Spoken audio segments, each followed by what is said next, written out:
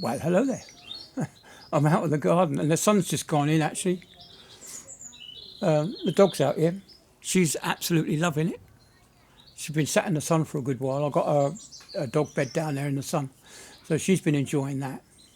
And she's actually, young Daisy's actually come out now. She's more buoyant now. We've had her a week, week on Tuesday, actually. Tuesday evening we got her. And so, yeah, we've had her just over a week. And she's rolling over, exposing her belly for belly rubs. She's absolutely wonderful. She really is beginning to enjoy life now. She legs when she's been outside. She'll leg it in through the kitchen, through the living room, and jump straight up onto you. She could jump for miles. Yeah, here she comes. Right. Do you want to say hello? I don't think she wants to say hello. She's just been right round the garden.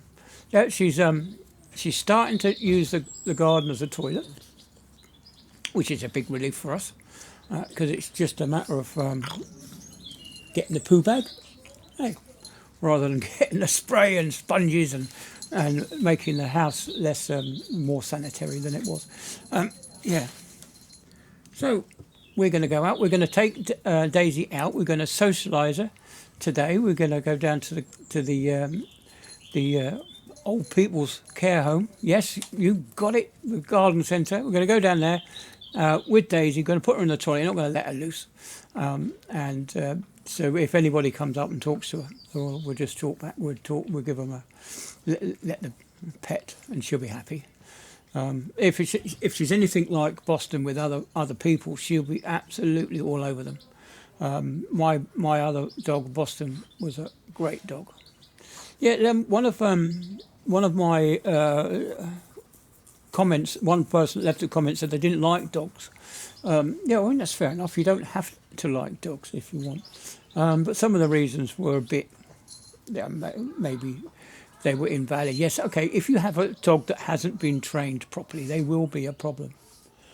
And like I said before, if you're out in the public park, keep them on a lead. If you're out walking through the countryside, if it's safe, there's nobody around for a while. Most places you can see for a good quarter of a mile either way. So you can let the dog off on the lead. When we went down the shared cycle path with our dog would always keep to the grass. It wouldn't go on the path. So we weren't worried about cyclists. It was only when the cyclist stopped would our Boston come and make a fuss of the cyclist. We had one guy who absolutely freaked out. He didn't like dogs at all. Yes, you can imagine he was part of that brigade. And he freaked out and I said, well, why did you stop? Oh, because there's a dog. Well, why did you stop?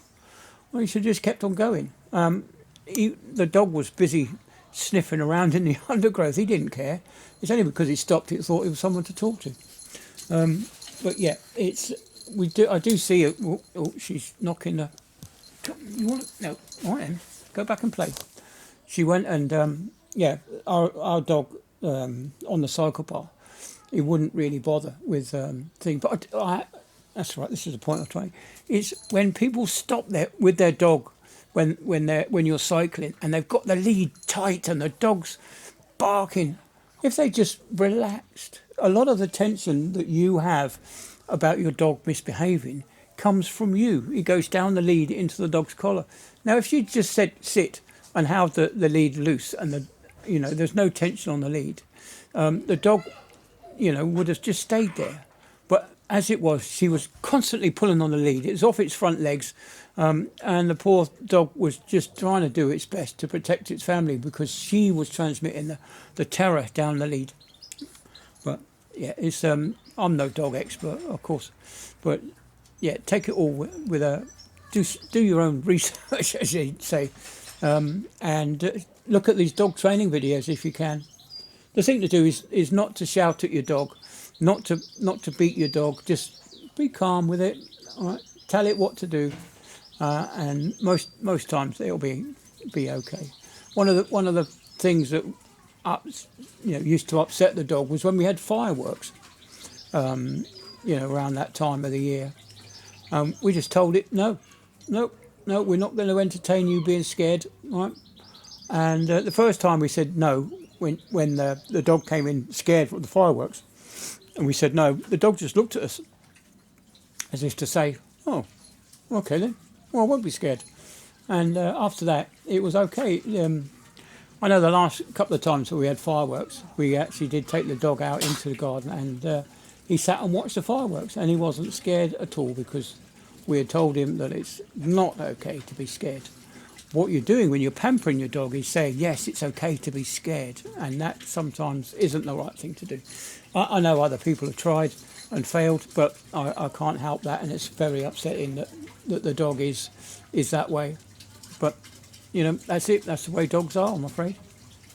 And the other thing is they say that dogs stink. Well, sometimes they do. I know our little Daisy here, she smells of biscuits. Yeah, you can imagine a digestive biscuit.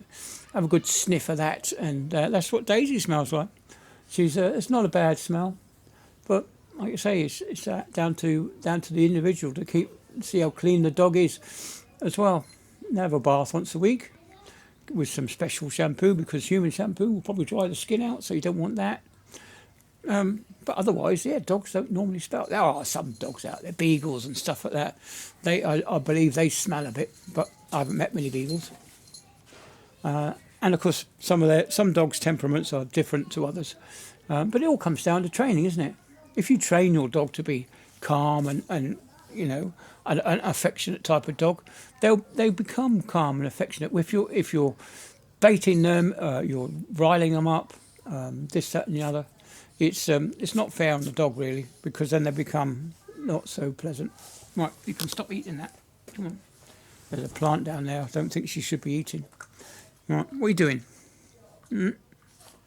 Yeah, but most of the plants in our garden are pretty safe.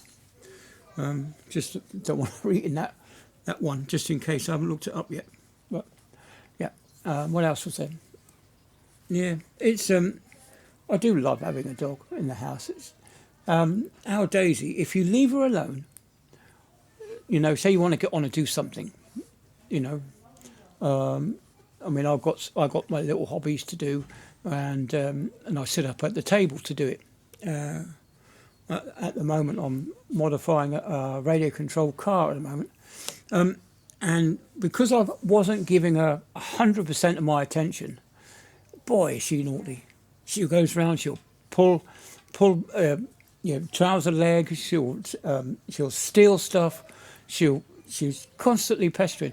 But when you pick her up, hold her in your arms, she just goes to sleep. She'll sit with me on the settee, and she'll just go to sleep. That's if I'm giving her 100% attention.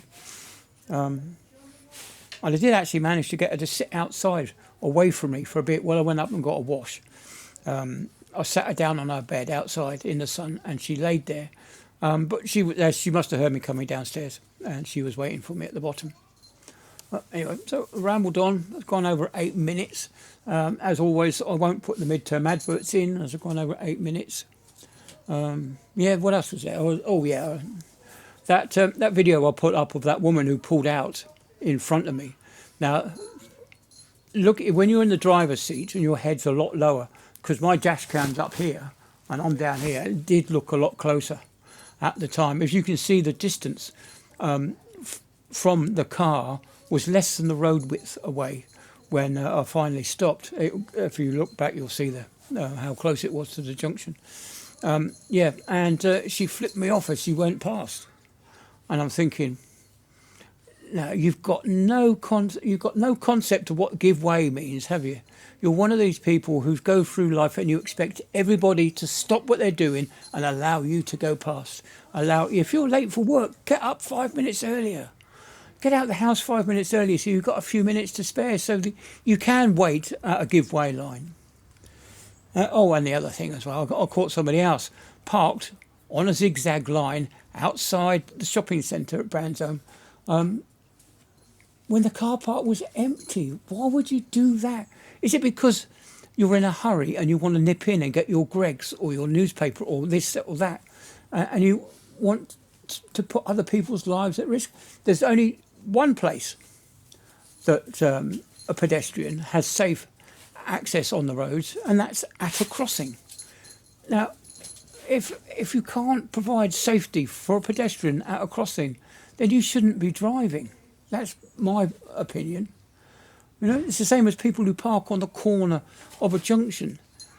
Car drivers can't see what's at the junction. Is a pedestrian about to step out onto the road? And as you know, you have to give way at junctions and roundabouts and stuff like that. Anyway, so I submitted that. It's just a few clicks away, and you're in. You're done. You've submitted your complaint, and of course you do get thanked by the police because it does make the roads safer. Hopefully. But that's the society that we're in now. It's, oh, I'm a car driver, I've got priority. Well, if you read the highway code, I know a lot of people haven't. They go through life and they haven't read the highway code since they passed their driving test, and it's always a good idea. Oh, there you go. That's what she's been eating, sticky buds. Now these are safe. You can eat those if you want. If you're one of these natural foragers and you want natural food, with these sticky bud things, they're quite safe. You can boil those up and eat them. But I don't know about dogs.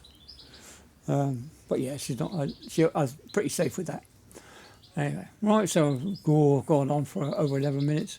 Well, that's it. That's my Thursday blog. I'll try and get one out on Friday. Maybe I'll take the camera down the garden centre so you can see some interactions with the dog. Right. Anyway, we'll see what happens. Yeah, it's coming on 1 o'clock. Sarah will be home soon. So I'll see you all in a minute on the next one. See you all on the next one, definitely. Anyway, see you later. Bye then.